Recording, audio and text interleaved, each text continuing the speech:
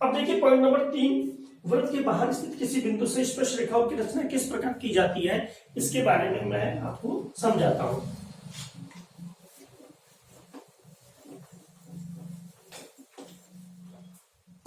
सबसे पहले point number 3, सबसे पहले एक सर्कल बनाएंगे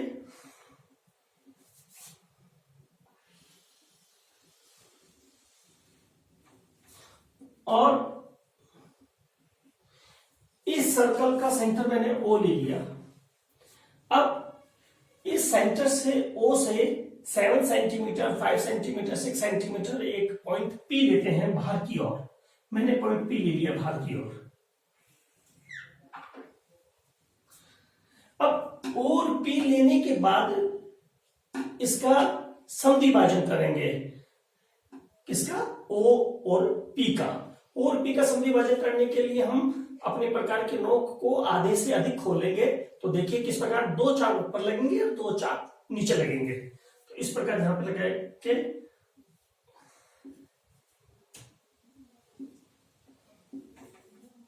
और हम इसका सेंटर प्राप्त कर लेंगे। सेंटर प्राप्त करने के बाद इस पॉइंट को हम एम बोलेंगे। ये जो पॉइंट है वो एम ले लिया। ये क्या है?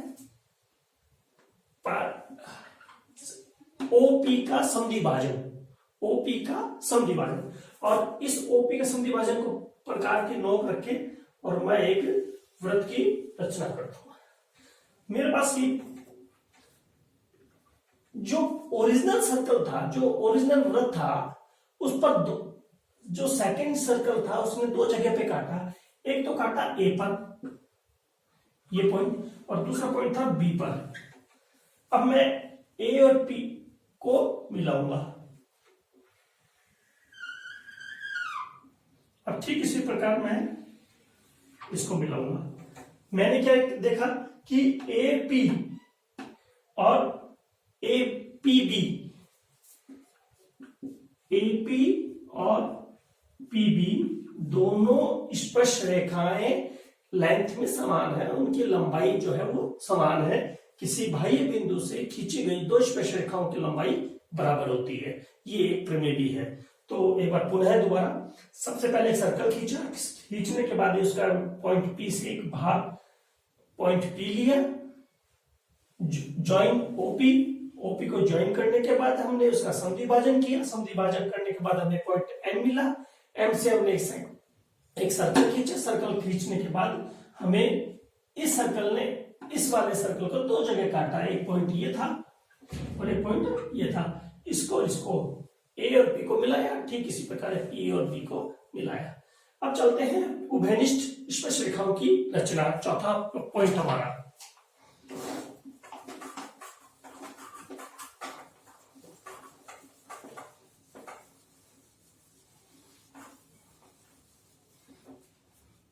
इस चौथे पॉइंट का जो मतलब है वो एक बार मैं समझा देता हूं कि कभी भी जब 2 सर्कल होते हैं वो आपस में कितनी स्पर्श रेखाओं के उस पर कितनी स्पर्श रेखा खींची जा सकती है उसके बारे में एक बार देखिए। तो सबसे पहले मैंने 2 सर्कल लिया, एक तो ये ले लिया और एक सर्कल ये ले लिया। बड़े वाले सर्कल का पॉइंट ओ, छोटे वाले का ओ डैश। तो इन दोनों सर्कल पर कितनी स्पर्श रेखाओं की रचना की जा सकती है, कितनी टेंजेंट खींची जा सकती है? तो इन दोनों पर कोई भी स्पर्श रेखा नहीं खींची जा सकती।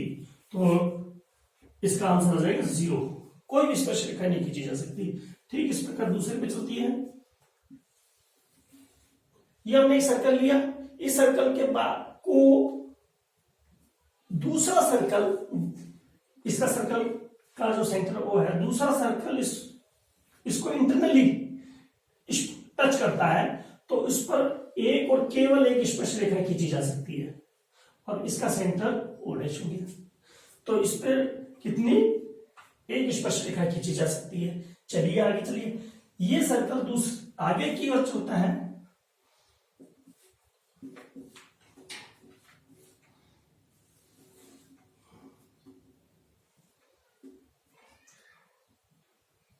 ये वाला जो सर्कल था ये बाहर निकला तो ये इस तरह से आ गया, तो इस पर स्पर्श रेखाओं की जो रचना है वो एक तो ये हो जाएगी और दूसरी स्पर्श रेखा ये हो जाएगी। एक स्पर्श रेखा ये हो जाएगी, यहां पर ये ए बी पी क्यू। तो number of tangents 2, we can draw 2 number of tangent on this type of circles. 4, suppose this type of circle intersect or not intersect, they touch each other externally, then we can draw the 3 tangent on that. How much? 1, 2 and 3. And next last 5. If यदि दो circle इस प्रकार हैं कि वो आपस में touch नहीं कर रहे, वो स्पर्श नहीं कर रहे हैं, तो उन पर हम 4 स्पर्श रेखाओं की रचना कर सकते हैं। 1, 2, 3 और 4, ये थोड़ा सा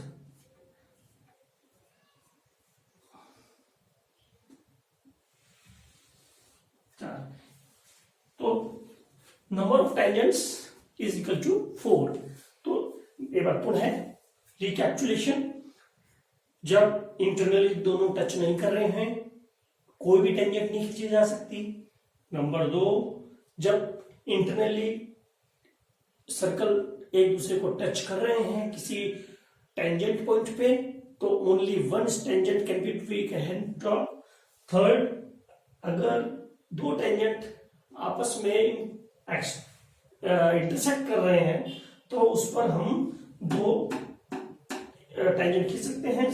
फोर्थ, 2 टेंजेंट एक्सटर्नली किसी टेंजेंट पॉइंट पे किसी स्पर्श बिंदु पे टच करते हैं तो one and only one tangent can we have drawn. And last, if 2 tangents not touch externally, then we can draw 4. Number of tangent is equal to 4 we can have